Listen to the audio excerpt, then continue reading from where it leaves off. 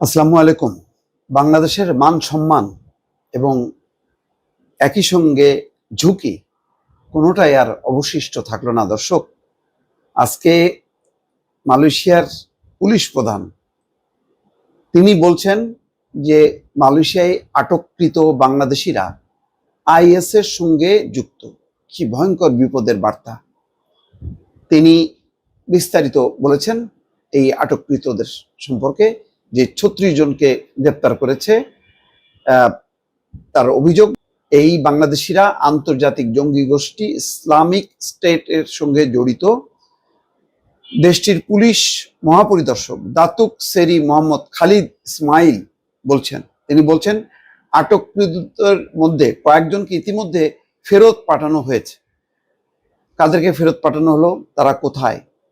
এরা যদি সত্যি সত্যি আইএস এর সাথে যুক্ত থাকে, এবং যেহেতু পুলিশ ইনভেস্টিগেশন করেছে, তারা তো আর এমনি মিথ্যা অজুহাতে কাউকে গ্রেপ্তার করতে পারে না।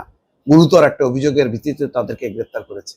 তাহলে তাদেরকে ফেরত পাঠানো হয়েছে, তারা কি বাংলাদেশ কর্তৃপক্ষের জিম্মায় আছে? কিভাবে ফেরত পাঠানো হলো এটা কিন্তু আমরা জানি না। বাংলাদেশ পার্টে আমাদের পুলিশ তাহলে কি করলো? বলছেন যে কয়েকজনকে ফেরত পাঠানো হয়েছে। এরা কোথায়? এদেরকে যদি আটক করা না হয়, এদেরকে যদি মুক্ত রাখা হয়, তাহলে এরা তো তাদের সেই মতাদর্শগুলো বাংলাদেশে সংগঠিত করবে, তো আরেকটা বিপদ তৈরি হবে। সোমবার জানিয়েছে সংবাদ নিউ স্টেটস টাইমস, এই মালয়েশিয়ার আইজিপির বক্তব্য উদ্ধৃত করে এই খবরটা তারা জানিয়েছে। আইএস চরমপন্থী মতাদর্শে প্রভাবিত হয়ে উগ্রপন্থী কর্মকাণ্ডে সরাসরি জড়িত কিছু বাংলাদেশিকে মালয়েশিয়ার security offences special measures act 2012 আওতায় আটক করা হয়েছে।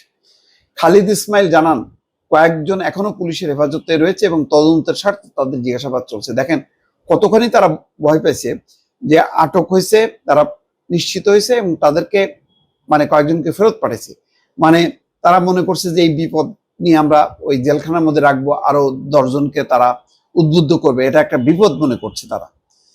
এই বিষয়ে বিস্তারিত তথ্য শিগগিরই সংবাদ সম্মেলনের মাধ্যমে জানানো হবে। তার আরো বিস্তারিত যারা এখন আটক আছে তাদেরকে জিজ্ঞাসাবাদ করা হচ্ছে, তারপরে তাদের ব্যাপারে সিদ্ধান্ত হবে।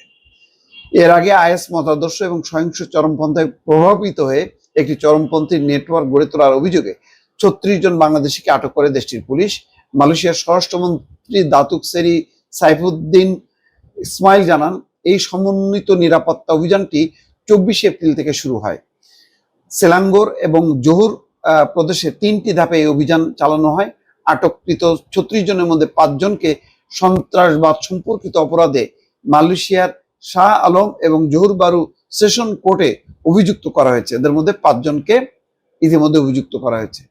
15 জনকে দেশে পাঠানোর নির্দেশ দেওয়া হয়েছে। এই 15 জনের ব্যাপারে বাংলাদেশ কর্তৃপক্ষ কি জানে?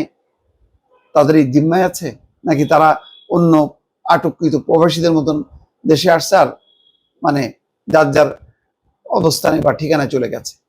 কোথায় তারা? বাকি 16 জন এখনো তদন্তাধীন রয়েছেন।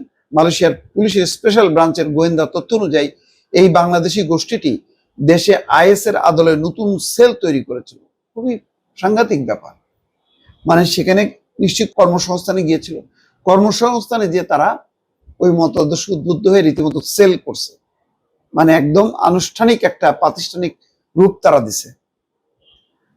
তাদের উদ্দেশ্য ছিল নিজ সম্প্রদায়ের মধ্যে চরমপন্থী মতাদর্শ প্রচার করা, সন্ত্রাসী কার্যকলাপের জন্য অর্থ সংগ্রহ করা এবং নিজ দেশের সরকার উৎখাতের পরিকল্পনা করা। কি ভয়ঙ্কর ব্যাপার! তার তারা মালয়েশিয়ায় অবস্থা নিরাপদ মনে করছে, এখানে সবকিছু সংগঠিত করবে, কিন্তু সেই মতাদর্শ বা সেই তাদের কার্যক্রমটা, তাদের কর্মকাণ্ডটা বাংলাদেশে তারা ঘটাবে, এমনকি সরকার পরিবর্তনেও তারা কাজ করবে। ভয়ঙ্কর ব্যাপার। এই ব্যাপারে আমি জানি না বাংলাদেশ কর্তৃপক্ষ কি মালয়েশিয়ার সাথে সংযোগ স্থাপন করেছে কিনা। এই ব্যাপারে বাংলাদেশের যথেষ্ট পরিমাণ সতর্ক হওয়া উচিত। এখন যেহেতু এলোমেলো রাজনৈতিক পরিস্থিতি, ফলে এই এলোমেলো পরিস্থিতির কিন্তু সুযোগ অনেক গোষ্ঠী নেবে। বাংলাদেশ সরকারকে সতর্ক থাকতে হবে। আমি জানি না তারা সতর্ক আছেন কিনা। দর্শক ভালো থাকবেন। আল্লাহ হাফেজ।